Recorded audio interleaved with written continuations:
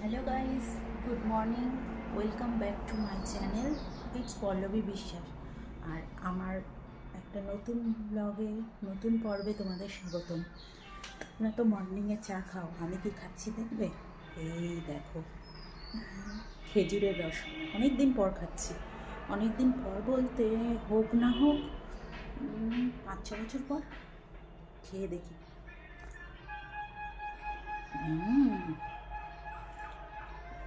আমি রসটা খেতে থাকি,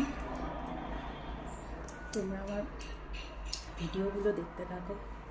আশা করি সবাই ভালো আছো, সুস্থ আছো। Thank you. নমস্কার বন্ধুরা, আজ সকালে কাজটা শুরু করছি বিছানা তোলা দিয়ে। বাবু ঘুমিয়েছিল, ওকে তুললাম, তুলে বিছানাগুলো আস্তে আস্তে গুছিয়ে রাখছি। ওর আজকে আন্টি আসবে না, কিন্তু সকাল সকাল তো ঘুম থেকে ওঠা দরকার।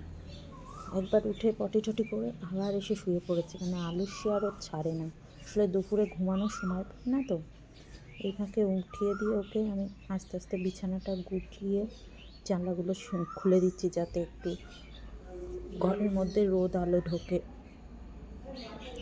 শীতকালে বিছানায় জিনিসপত্র, চাদর প্রচুর থাকে, গোছাতে প্রচুর টাইম লাগে। যাই হোক, এক এক করে গুছিয়ে নিচ্ছি। এরপরে আমার রান্নার দিকে যেতে হবে।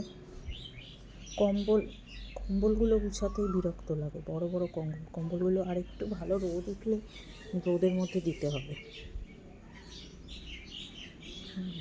কম্বল টম্বল গোটাতেই হয় মেন সমস্যা, তাও করতে হবে, নিত্য নৈমিত্তিক কাজ, এই আর কি।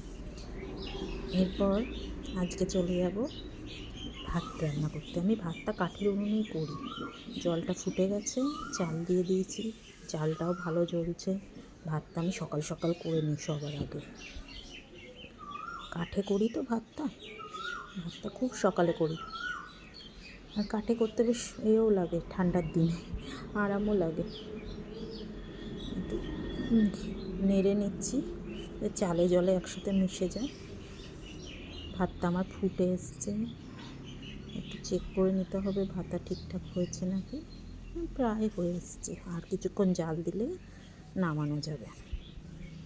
এবার এগুলো মুছে টুছে নামানোর পালা। ভাতটা নামানো হয়ে গেছে, আমার ভাত নামানো কমপ্লিট। আজকে পরিচয় করে দেবো আমাদের বাড়ির আদুরে সদস্য মিকি রানীর সাথে। দেখো রুটি খাচ্ছে। তারপর ওকে রুটি দিয়ে আমি চলে এলাম আবার ঘর মুছতে। ঘরদোর মুছে নিতে হবে, মানে একটার পর একটা টাইম মাফিক না করলে না পেরে উঠি না। ঘরদোর মুছছি, গোছাচ্ছি। ও হ্যাঁ, এর মধ্যে ছেলেকে খাইয়ে টিফিন ব্যাগ গুছিয়ে স্কুলে পাঠিয়ে দিয়েছি। আর ভাত খাইয়ে যায়, ভাতটা খাইয়ে দিয়ে, মানে ভাতটা আগে করি আর সবজিগুলো পরে করি। ঘরটা মুছিয়ে নিচ্ছি ভালো করে। ওই দিকের ঘরও আছে, উপরে আমার এই একটা ঘর, এটা আমরা শুই, আর একটা ঘর আছে ছেলে পড়াশোনা করে। ওই ঘরটা আর দেখাতে পারি না। ঘরদোরগুলো মুছে নিয়ে এবারে আবার যাব রান্নার দিকে। মানে আমার উপর নিচে করতে হয় বলে খুব অসুবিধা হয়। এবার যাবো রান্নার দিকে। আমাদের এদিকে তো ভালোই ঠান্ডা, সোয়েটার খুলতে পারি না 11টার আগে।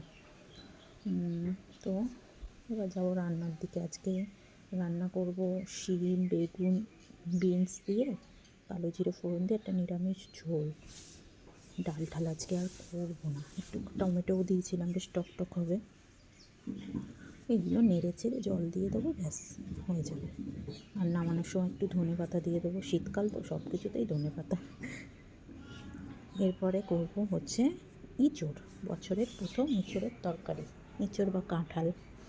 তেল, নিরামিষ করবো ইঁচড়টা। তেল গরম হলে ফোড়নে দেবো গোটা জিরে আর তেজপাতা দিয়ে কেটে রাখা আলুগুলো নুন হলুদ দিয়ে ভেজে নিতে হবে ভালো করে। আর এঁচড়টা আমি নুন হলুদ দিয়ে সেদ্ধ করে রেখেছিলাম। নেড়ে চেড়ে নিয়ে এবার এর মধ্যে কিছুই দেবো না, একটু আদা বাটা, কাঁচা লঙ্কা বাটা, জিরে লঙ্কা গুঁড়ো এগুলো দিয়ে দিলাম, দিয়ে কষাতে থাকবো। আর এক পর্যায়ে আদা বাটা, লঙ্কা বাটা এগুলো মানে ওই থেতো করা, ওগুলো দিয়ে কষাবো। এঁচড়গুলো, সেদ্ধ করা এঁচড়গুলোও দিয়ে দিলাম, দিয়ে কষাতে কষাতে একটু গরম জল দেবো। আমি আবার গরম জল দিই এইসব তরকারিতে। তো এবার ওই আদা কাঁচা লঙ্কার পেস্টটা আর একটু জল দিয়ে ওটা দিয়ে এবার কষাবো। অনেকক্ষণ কষাতে হবে, যতক্ষণ না মানে জলটা শুকিয়ে তেল না ছাড়ে। বেশ অনেকক্ষণ ধরে কষাতে হবে।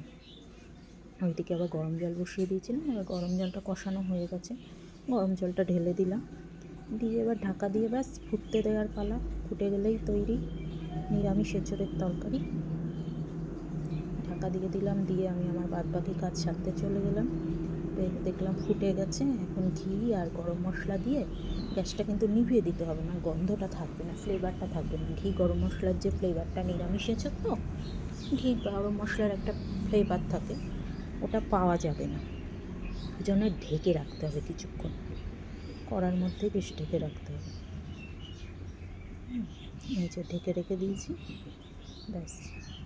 আবার ওটা বাটিতে ট্রান্সফার করে বাটিতেও ঢেকে রেখেছি। তারপরে রান্নার মাঝেই দেখতে পেলাম মিশো থেকে আমার অর্ডার ছিল ছেলের একটা পাঞ্জাবি, সরস্বতী পুজোয় পরবে, সেটা এসছে। ভাবলাম তোমাদের সামনেই সেটা ওপেন করি। কাটতে ছুরি কাঁচি সব নিয়ে এসেছি, তারপর লাস্টে হাত দিয়েই ছিঁড়ে ফেললাম। দেখো পাঞ্জাবিটা তোমাদের কেমন লাগে কমেন্ট করো। তোমরা লাইক কমেন্ট করলে আমি আরও উৎসাহ পাবো। মিরর ডিজাইন বলে এগুলোকে, কাঁচ বসানো পুরো পাঞ্জাবিটা। যেহেতু সরস্বতী পুজো, বাসন্তী কালার বা হলুদ রঙের প্যান্ট সেরকমই এসছে। এখন ওকে বলবো না, ওকে সারপ্রাইজ দেবো, ওই জন্য চুপচাপ আছি বা থাকবো, ওকে এখন কিছু বলা যাবে না। এই আর কি। তোমাদের ভালো লাগে যদি, তাহলে লাইক